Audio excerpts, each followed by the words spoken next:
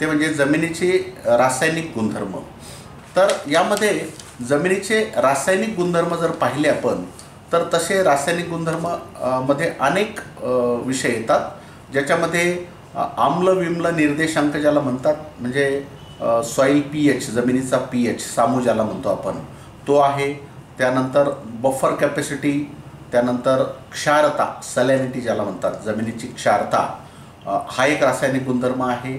सेंद्रिय कर्ब organic carbon हा एक रासायनिक गुणधर्म आहे।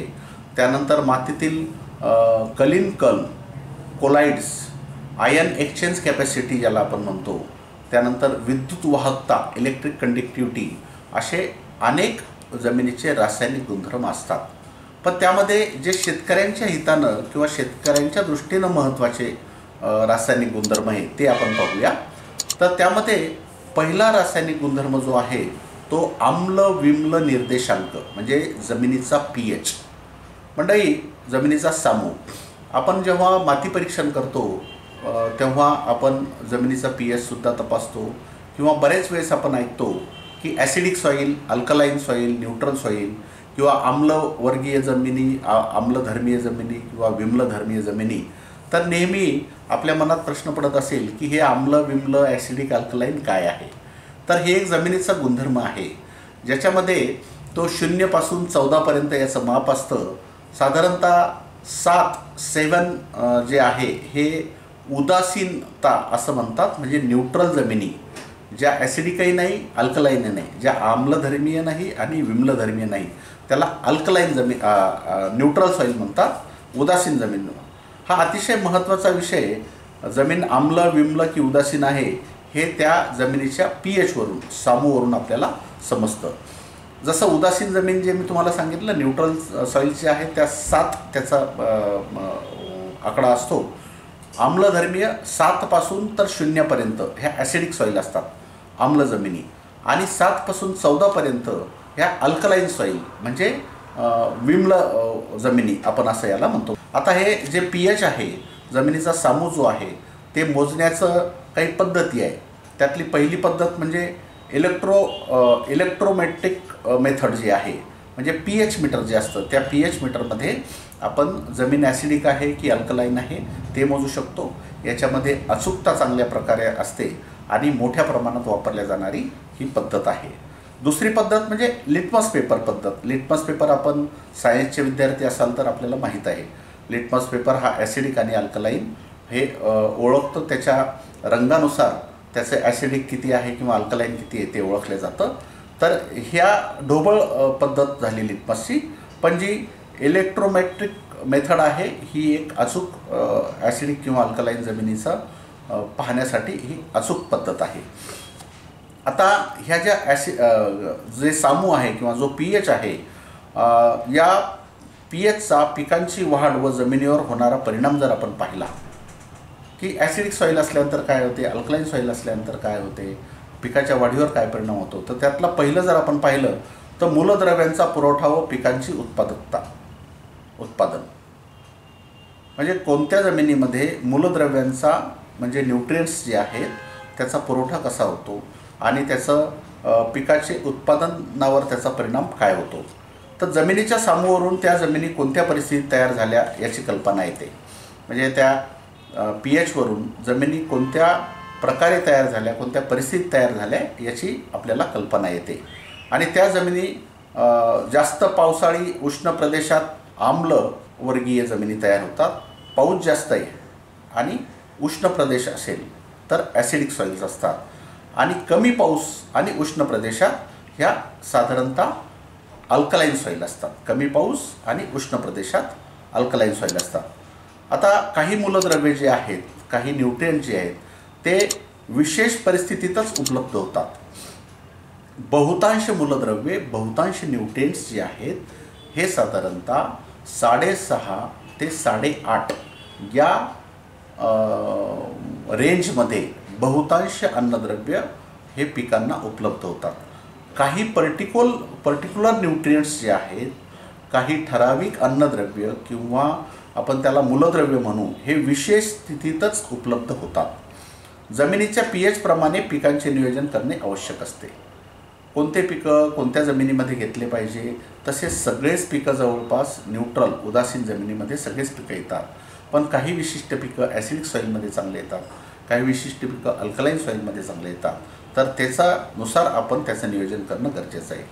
pH हे 6 ते 8 असल्यास बहुतेक पिकांना पोषक तत्वे जे आहेत, न्यूट्रिएंट जे आहेत, हे त्यांना सहज उपलब्ध होतात आणि ती जमीन उपजाऊ असते व उत्पादन चांगलं येतं. मी यापूर्वी सांगितलं की साधारणतः 6 ते 8, 6.5 ते 8.5च्या ऐवजी 6 ते 8 हे स्टँडर्ड. आपण 7च्या 1 इकडे आणि 1 इकडे गेलो आहे, तर 6 ते 8 pH असल्यानंतर या जमिनी यामध्ये न्यूट्रिएंट्स हे सगळे अवेलेबल होतात पिकांना आणि या उपजाऊ जमिनी आपण असा याला म्हणू शकतो.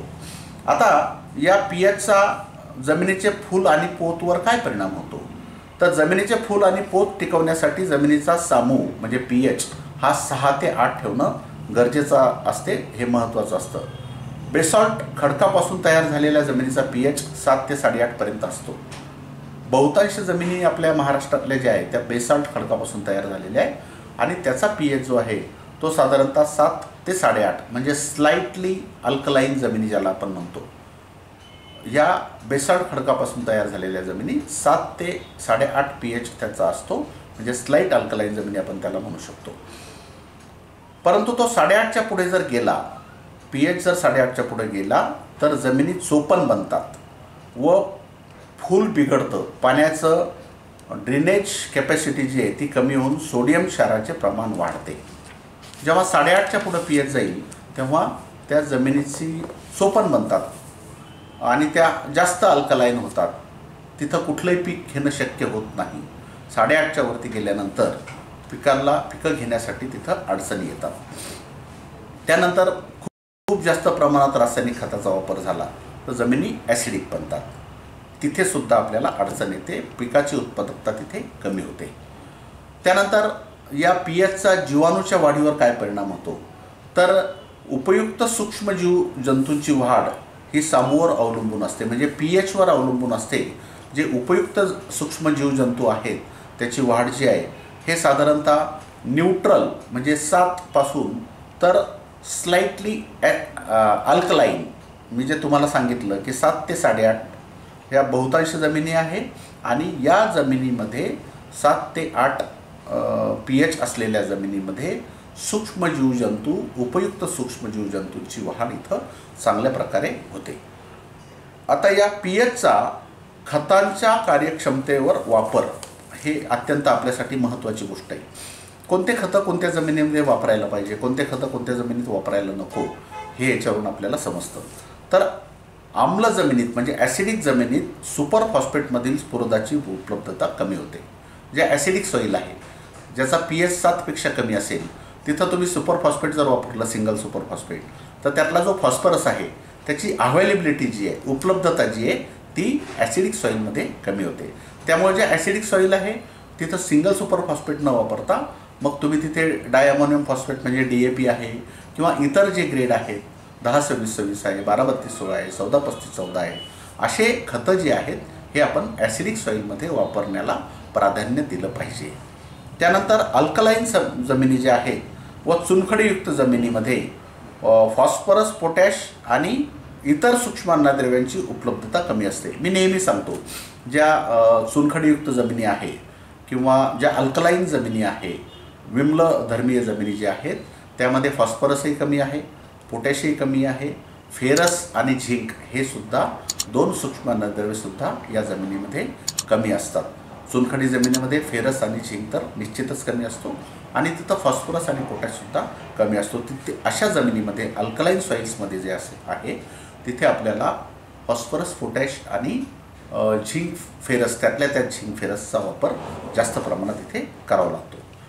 अति ॲसिडिक म्हणजे स्ट्रॉंगली ॲसिडिक सॉईल ज्याला आपण म्हणतो अशा जमिनीमध्ये फेरस, ॲल्युमिनियम, कॉपरचे प्रमाण जास्त असते. पण त्याचा परिणाम जो आहे तो उलटा परिणाम, कारण कुठलंही अन्नद्रव्य एका प्रमाणशीर असणं हे अपेक्षित आहे. कुठल्याही अन्नद्रव्याचं प्रमाण अतिरिक्त झालं, जास्त झालं तर त्याचा फायदा होण्याच्या ऐवजी पिकांवर त्याचा विपरीत परिणाम होतो.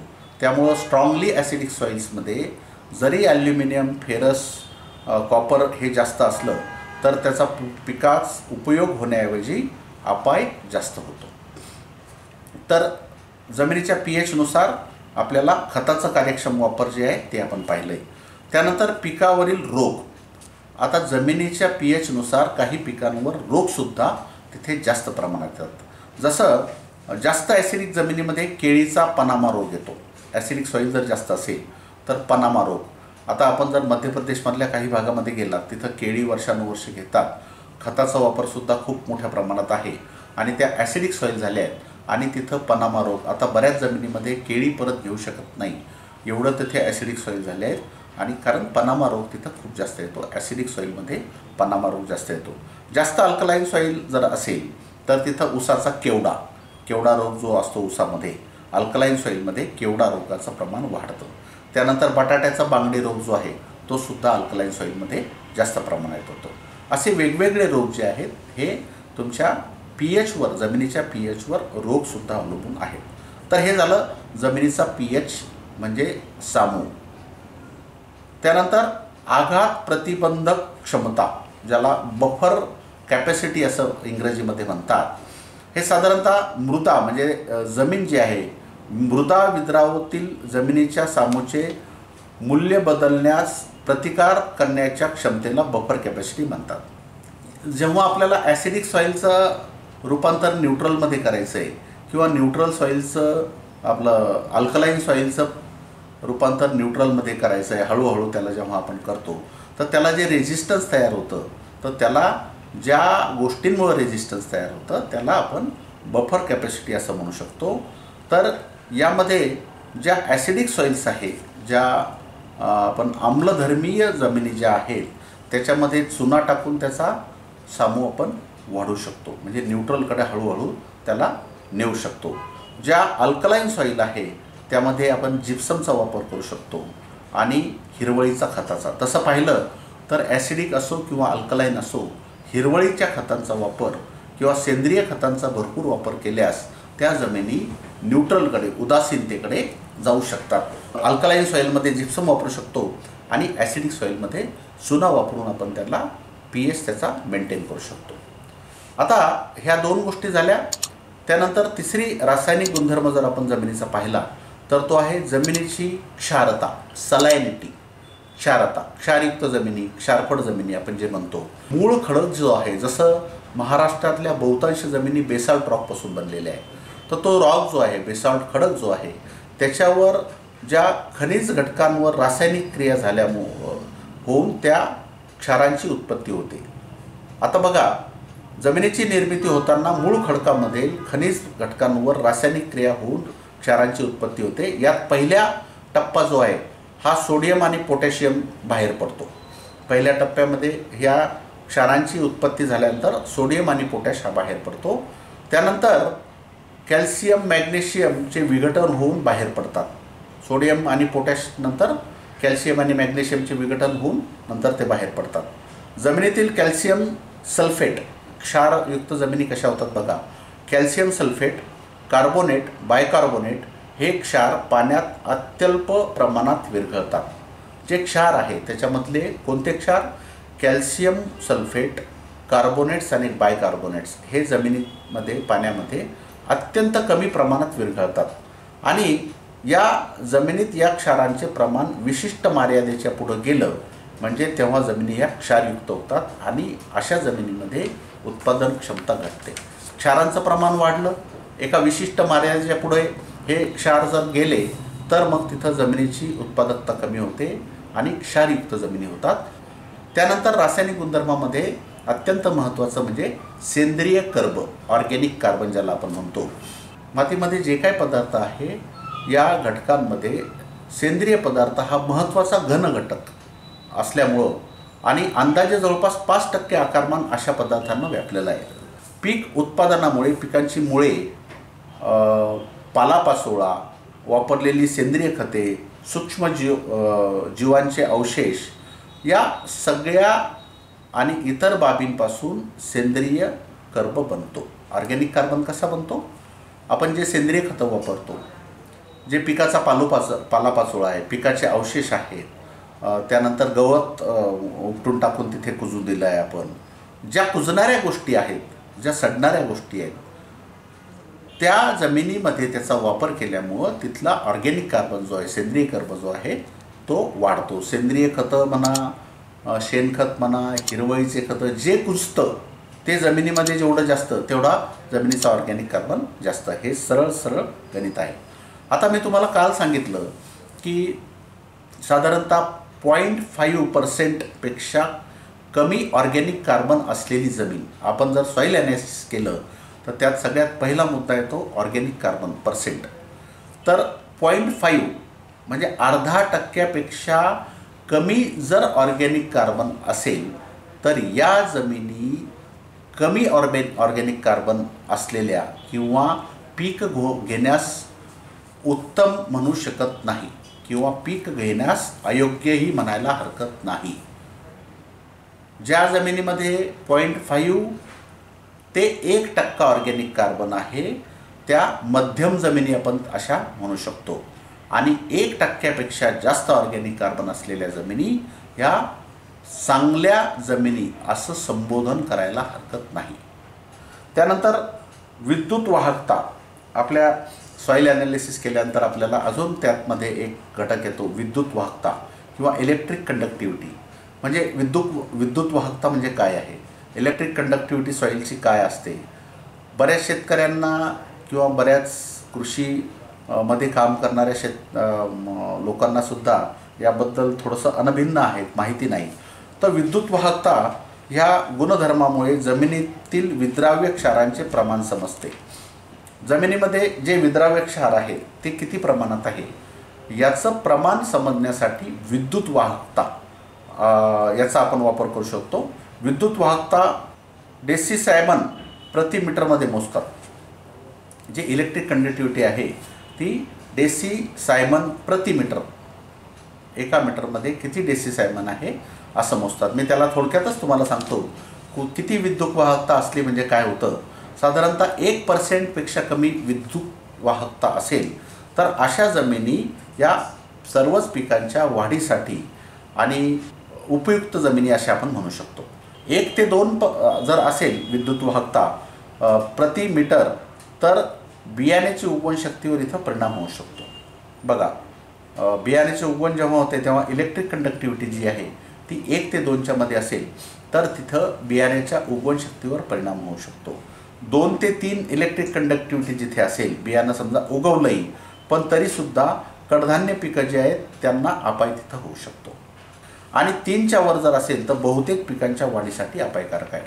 3च्या वर जर इलेक्ट्रिक कंडक्टिव्हिटी असेल तर मग तिथं कोणतंच पीक हे चांगलं येईल याची खात्री नाही. आता याच्यामध्ये क्षारयुक्त जमिनीमध्ये विद्युत वाहकता जास्त असते. जसं जसं क्षार वाढेल, जसं जसं जमिनी चोपण होतील तसं इलेक्ट्रिक कंडक्टिव्हिटी ही वाढेल. आपण पाहिलं की जेवढी इलेक्ट्रिक कंडक्टिव्हिटी कमी किंवा 1पेक्षा कमी जर असेल तर तेवढं चांगलं. आणि जसं जसं क्षार वाढतील तशी इलेक्ट्रिक कंडक्टिव्हिटी ही वाढत जाईल. आणि इलेक्ट्रिक कंडक्टिव्हिटी वाढली म्हणजे पिकासाठी हे अपायकारक आहे.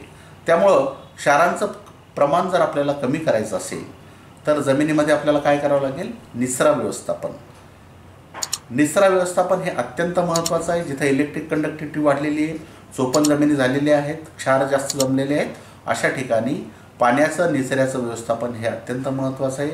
दुसरं, सेंद्रिय खतांचा वापर, हिरवळीच्या खतांचा वापर, शेणखताचा वापर, खोल नांगरण आणि क्षार सहनशील पिकं जी आहेत हे आपल्याला अशा जमिनीमध्ये घेणं महत्त्वाचं आहे. तर मंडळी, हे झालं आपलं जमिनीचे रासायनिक गुणधर्म.